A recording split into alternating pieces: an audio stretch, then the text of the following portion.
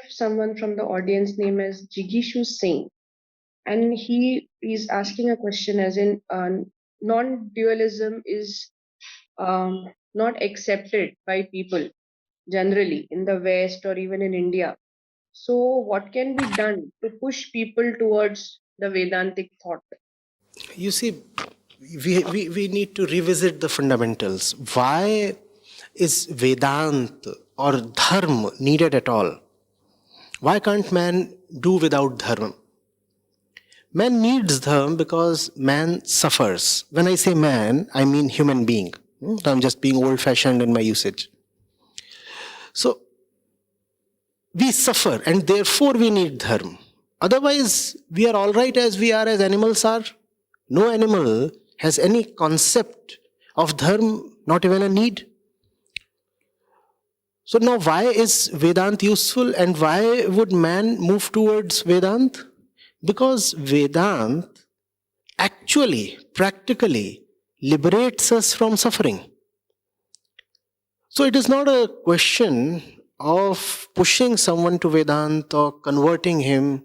It is not a question of evangelizing something into a particular belief. It is a question of seeing what works.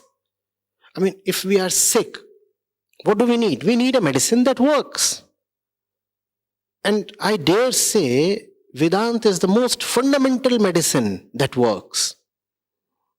We can have derivatives from that fundamental medicine, but we cannot change the fundamental nature of the medicine itself. Right?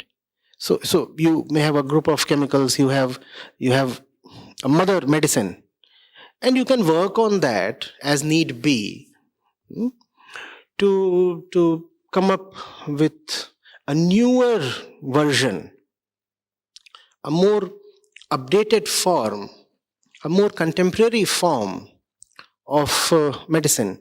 But the fundamental formula cannot change.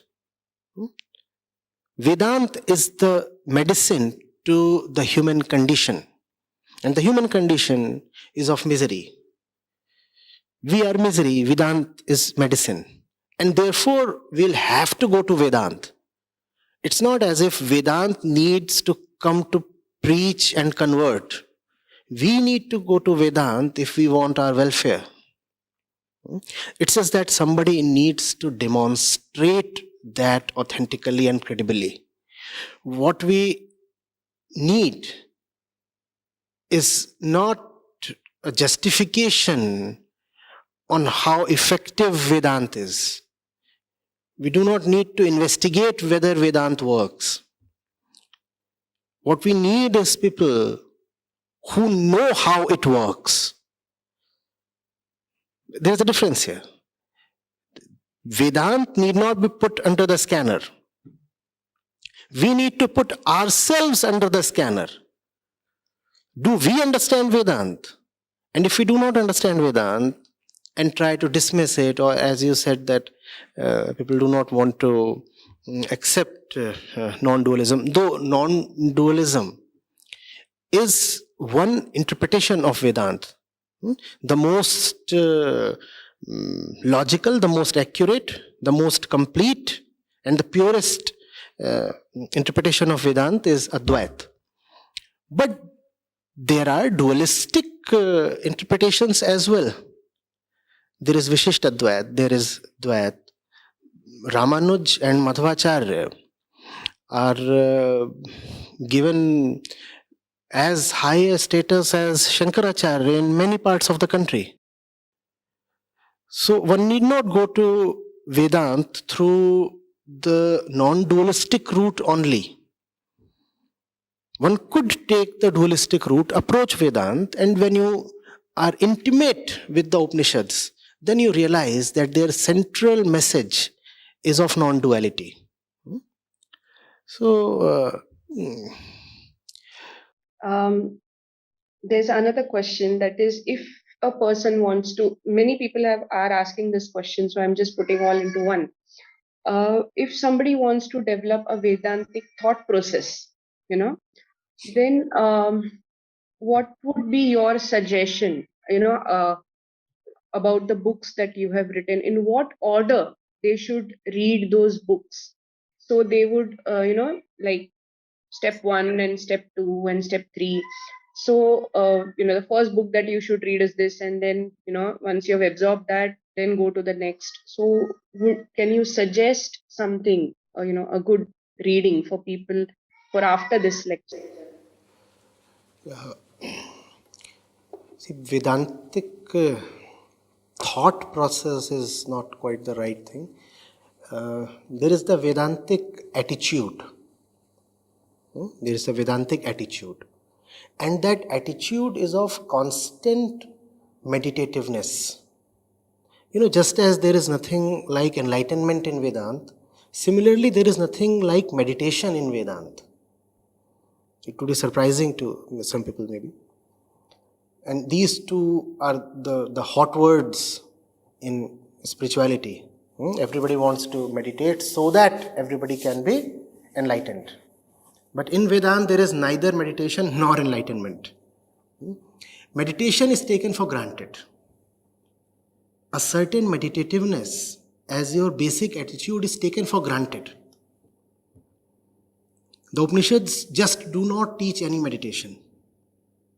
They say, obviously, if you are suffering, if you are curious, you would have a certain attention towards truth, and that is meditativeness. And that you need to continuously have. And that is the Vedantic thought process, in your words, though that's not a thought process, that's a certain attitude. That's a way of being. What kind of way of being? Not ritual based, not belief based, not based in anything, but floating really, floating. Floating to be free to inquire. I want to know, I want to know, I want to know. And I accept that I do not know, but I'm knowing. Vedanta does not get fixated even to I do not know. Obviously, saying I know is a thing of great arrogance. Even saying I do not know is a thing of somewhat of a problem, because if you say I do not know, then you have settled down somewhere. So the Vedanti is always saying, I want to know, I want to know, I want to know, I want to know. And I have faith that knowing is possible. I have faith that, not belief, but I have faith that knowing is possible. A very unreasonable faith. Knowing is possible. So I keep inquiring. Beyond meditation and enlightenment, there is also nothing called love in Vedanta. Because Vedanta takes love for granted. If you do not have love, what have you come to the Rishi for? If you do not have meditativeness, how can you listen to the Rishi? So even love is taken for granted. You obviously have love for the truth. You want nothing more than the truth. So you have come to the Rishi and you are sitting in front of the Rishi and there is this entire discussion. Like the thing between Krishna and Arjuna as well. The Gita too is considered an Upanishad. There is that love.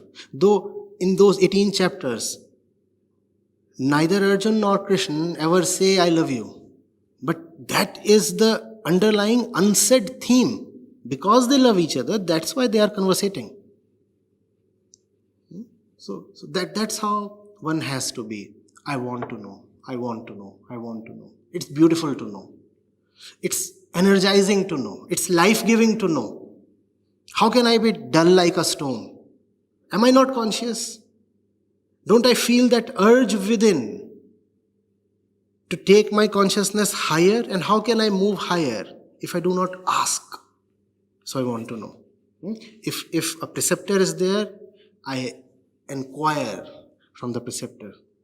If a book is there, I read from the book. Else, I use my own mental faculties to try to know. But at no point am I going to feel settled.